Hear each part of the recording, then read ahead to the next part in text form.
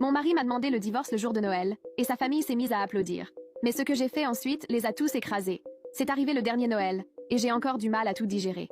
J'ai 34 ans, et mon ex-mari, un homme de 32 ans, a décidé de lâcher une bombe de la pire façon possible. Nous étions chez ses parents pour le dîner de Noël.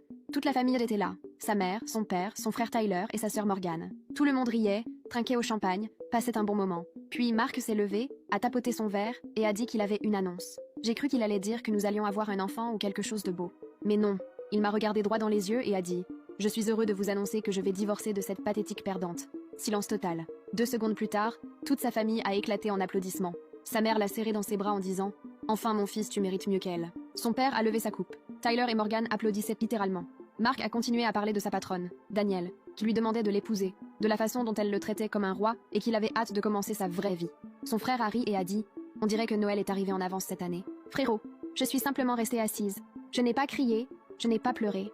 Mark a jeté les papiers de divorce sur la table et m'a dit de les signer. Sa mère a ajouté « Laisse-le vivre sa vie. Arrête de t'accrocher à ce qui ne t'appartient plus. » Je me suis levée, j'ai boutonné mon manteau, pris les papiers et dit « J'espère que ta nouvelle vie te traitera comme toi tu m'as traité. » Puis je suis sortie dans la neige. Ce qu'aucun d'eux ne savait, c'est ceci.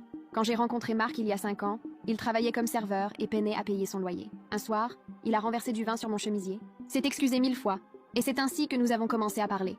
Je suis tombée éperdument amoureuse. Nous nous sommes mariés dans le jardin de ses parents, sous des guirlandes lumineuses et avec un petit gâteau.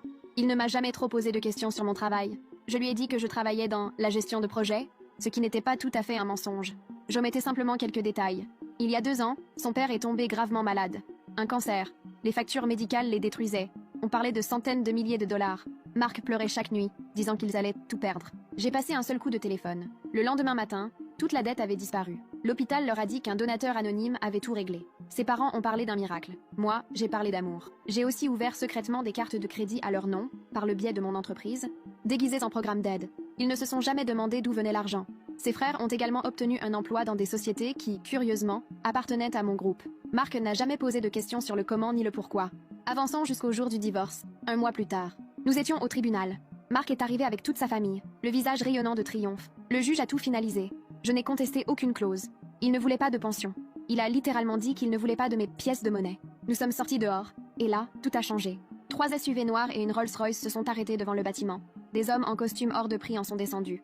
Tyler a chuchoté. Ce n'est pas Monsieur Hayes de Carter Holdings. Morgan a reconnu des gens de sa propre entreprise. Tous ont marché vers moi. L'un d'eux m'a serré la main et est resté à mes côtés. Nous sommes sortis du tribunal. Je suis restée debout sur les marches, observant Mark et sa famille célébrer comme s'ils avaient gagné au loto. La neige tombait doucement, mais je ne sentais pas le froid. Je ne ressentais qu'un vide là où se trouvait autrefois mon cœur. Tyler est passé à côté de moi avec un sourire moqueur.